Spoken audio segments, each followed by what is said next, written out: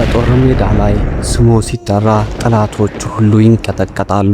በታሪክ ዘመናት ውስጥ የፈጸማቸው 100 ጦርነቶች አንድም ጊዜ ተሸንፎ አያውቅም።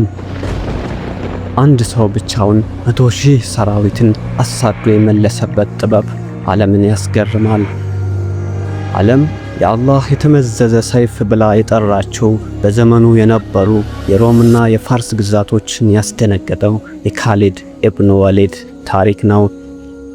ዛሬ የምናየው ተራ የጀግንነት ታሪክ አይደለም። የማይሸነፍ ስትራቴጂ የነበረው ሚስጥር ነው። እንዴት ነበር የቻለው? ተከተሉኝ። በአረቢያ በረሃ ሰማይ ስር የጦርነት ነጎድጓድ ሲሰሙ ስሙ በክብር የሚነሳ አንድ ሰው ነበር።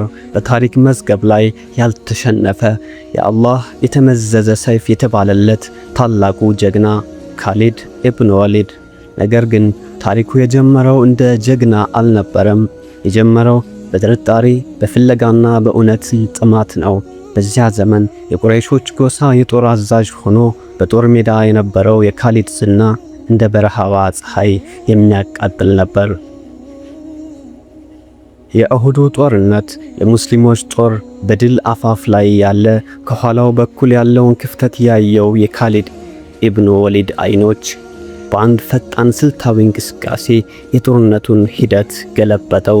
በዚያች ቀን ካሊድ ለቁረይሾች ድልን አስገኘ። ነገር ግን በልቡ ውስጥ ሌላ ትግል እየተካሄደ ነበር።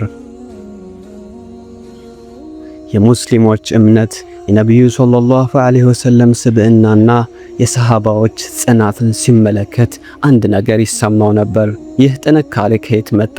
ይህ አንድነት ምንጭ ምንድነው? ዓመታት አለፉ። ካሊድ ሰይፉን ሳይሆን ልቡን መርምሮ ወደ መዲና ተጓዘ። በአላህ መልእክተኛ ሰለላሁ ዐለይሂ ወሰለም ፊትም ቀርቦ እጁን ሲዘረጋ ታሪክ አዲስ ምዕራፍ ጀመረ። የቁረይሾች ምርጥ አዛዥ አሁን የኢስላም ጋሻ ሆነ። ይህ የካሊድ ኢብኑ ወሊድ የለውጥ ጉዞ ነበር።